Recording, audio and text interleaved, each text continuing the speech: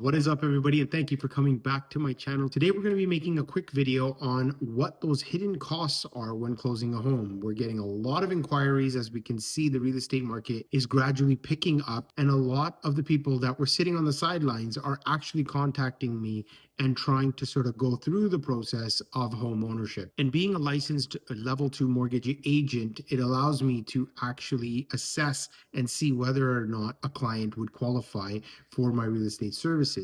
And on top of that, I'm able to then explain to them what the general costs are for closing a deal so that they actually have enough. Not only is it important to have your down payment ready, but you need to have extra funds for the additional closing costs. And today we're going to be looking at those closing costs that are not necessarily limited to these four, but definitely affect your budget quite significantly. One thing to keep in mind is that the total cost for closing on your home is roughly about 1.5% to 2%. It can go higher depending on what they are, but I generally look at a 1.5% to 2% cost. Usually covers everything for you to have a smooth closing. Number one on that list is your land transfer fee. And when we're looking at land transfer fees, it is very important for us to understand what costs are associated with your particular budget. If you are looking for something in the Toronto specific area,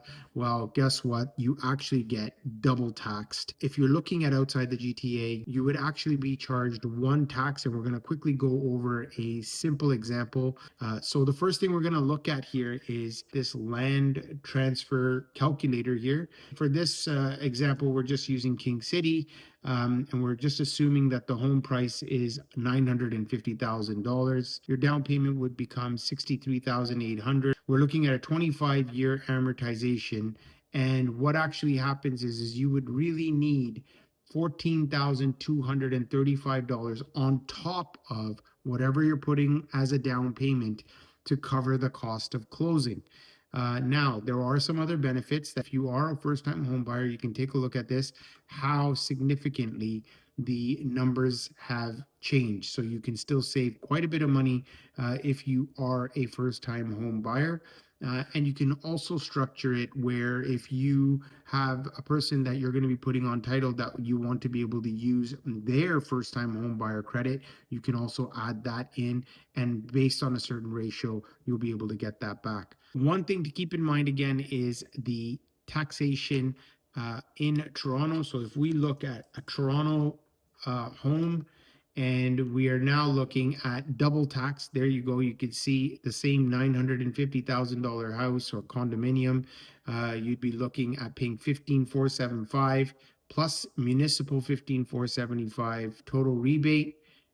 Because we've selected the first time home buyers plan. If we don't, you would actually need an additional $31,000 to close on a home worth $950,000 in the 416 area code.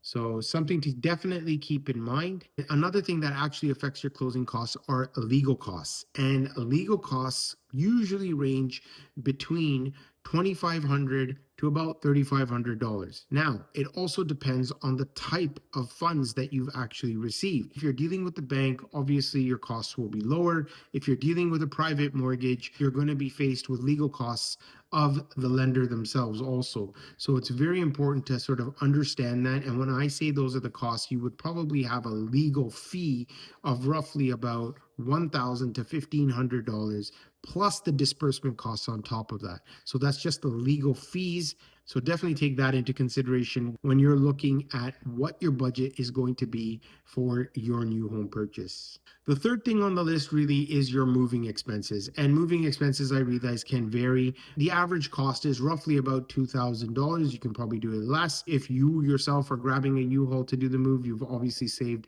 a significant chunk.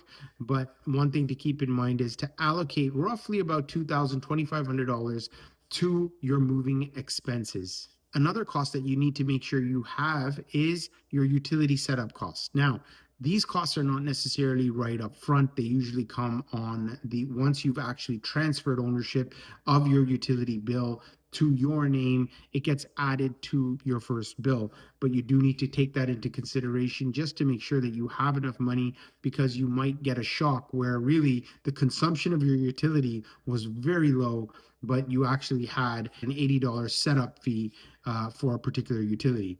And the other thing to keep in mind is it's not just one utility. You're going to have 3 or 4 different utilities. So definitely make sure you have a little bit of money left on the side to make sure you have enough for your closing costs on utilities themselves.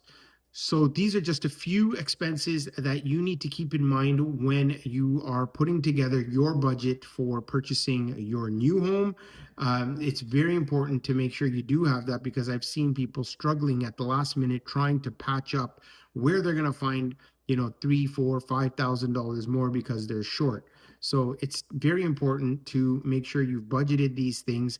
Make sure you have an agent that can actually guide you through this so that you are set. The process of home ownership is already a very stressful process. And so, in order to make sure you eliminate that, or at least alleviate it as much as you can, is to make sure that you've created the right budget for yourself. And I hope you like the content that I provided today. Be sure to like, subscribe, hit that notification bell, share this video with somebody who you feel might benefit from the content that I provided today. Until then, stay savvy, stay informed, stay knowledgeable. May your investments flourish and your dreams of home ownership become a reality. And we'll catch you on the next one.